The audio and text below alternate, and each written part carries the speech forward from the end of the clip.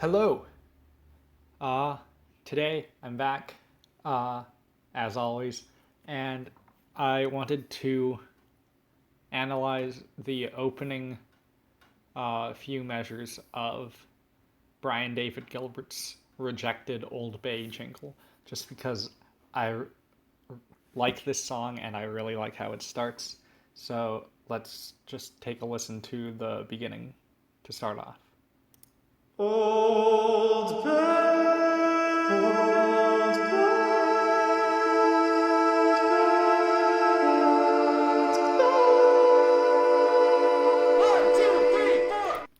Okay, uh, and it keeps going after that, but I just wanted to talk about these uh, chords here, just these four vocal parts. So, to start off, uh, we've got this leap up of a perfect fifth uh, in our first voice. Uh, it starts on the note A and jumps up to an E. So that already has set us in the key of A, um, and later on we find it to be uh, solidified into A minor specifically before, like after the section ends, the song itself goes into A major, I believe. Um, and so here we've got this leap up. Uh, but the leap is from the tonic to the dominant of the scale. It goes from A to E. So, and since E is the dominant, this means that this isn't quite stable yet. We could imagine like this being part of an A minor chord, and right after we've got an E major chord. Just not, it's not as fleshed out as having like full chords as harmonies would be yet, but you can think of it as being implied, and then when this second voice comes in with a leap up of an octave from an A to another A, this like solidifies the uh like our like solidifies us back in the tonic chord of A minor. So if we take a listen to that again, we've got Old Bay, old Bay.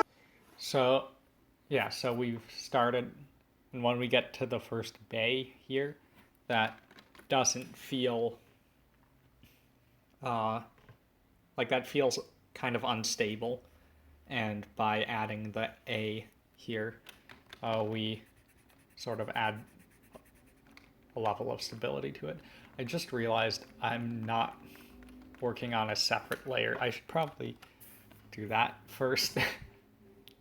Whoops. Um, but yeah, so we've got this leap up from A to E. This is unstable on its own, and it's made more stable when the A is put here. And then what we have here, this part is cool. So let's look at this first. So we've got this step up from E to F, which basically, so if we imagine this to be like an incomplete A minor triad, which is weird to talk about as A minor, considering it's only got two notes, the A and the E. But yeah, we can think of it as that.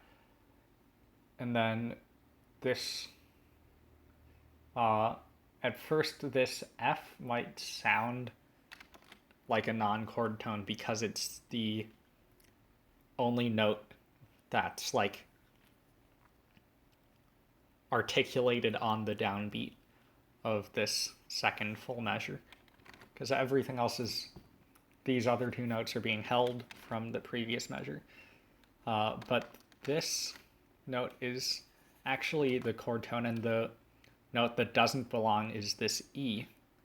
And so this is like a bass suspension, so like a 2-3 suspension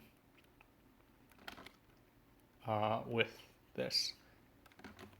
Because we've got the F and the E, and then the E resolves down to D, so we got a D minor triad. So we have like A minor, E major, A minor, and then D minor here, which is pretty cool. Then this bit, let's just ignore this appoggiatura up here.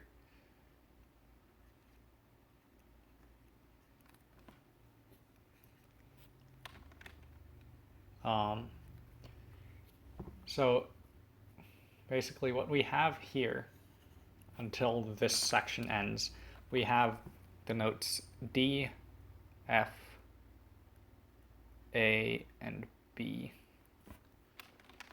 So if we look at it in this arrangement, we have like a D flat or a D minor add 6 chord.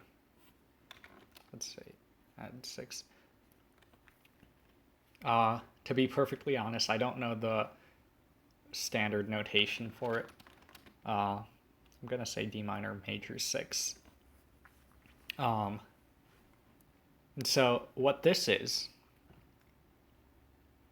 the thing about this chord is that makes it really cool is that, so if you're familiar with the concept of negative harmony, and specifically how people like Jacob Collier have conceptualized negative harmony, the idea is basically you take the notes in your scale, so like A, B, C, D, E, F, G, and A, and you just like flip them around in such a way that you get like a new set of notes.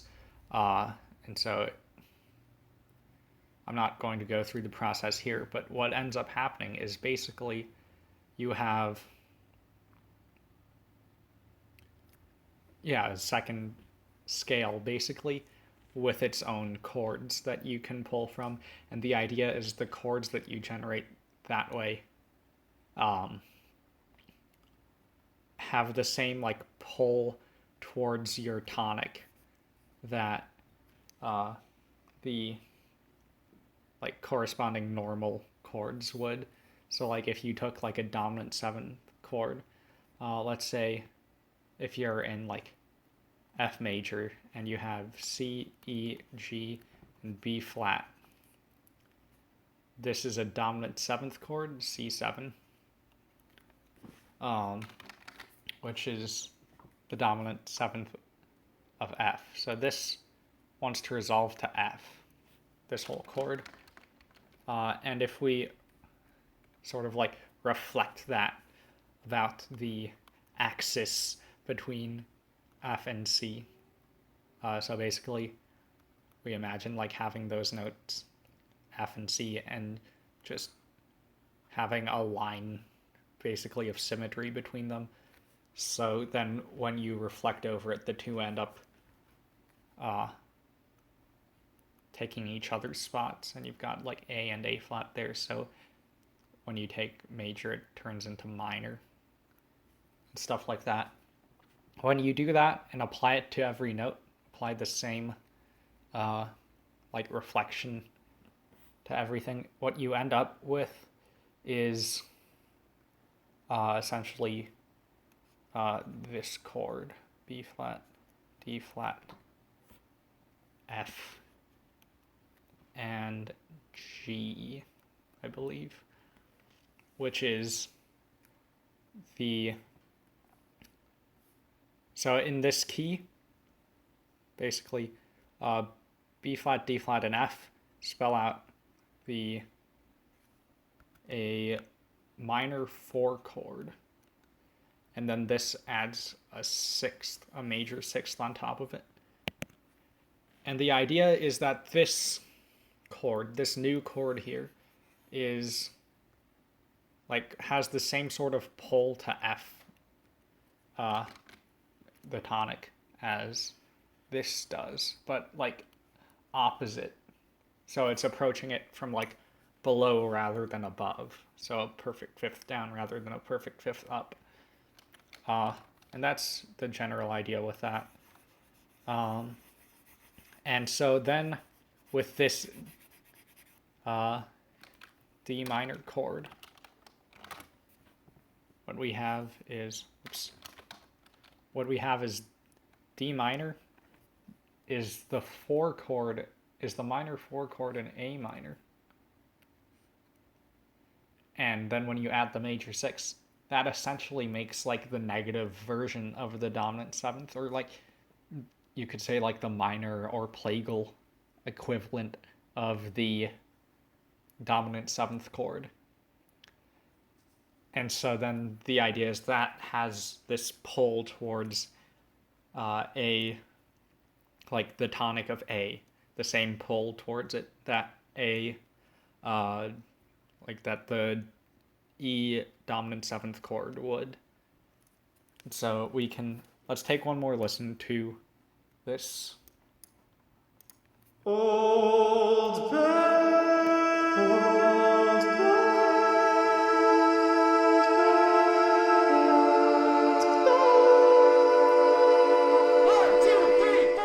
If you're from Baltimore. And then we resolve into A major, which, yeah, so I just really like these chords. I think they're really cool. Like that first like 12-ish seconds is great, in my opinion at least. But yeah, that's what I have for today. If you watched all the way through, thank you. I appreciate it. I hope you enjoyed it. Yeah, you should go listen to the whole song. Yeah, bye.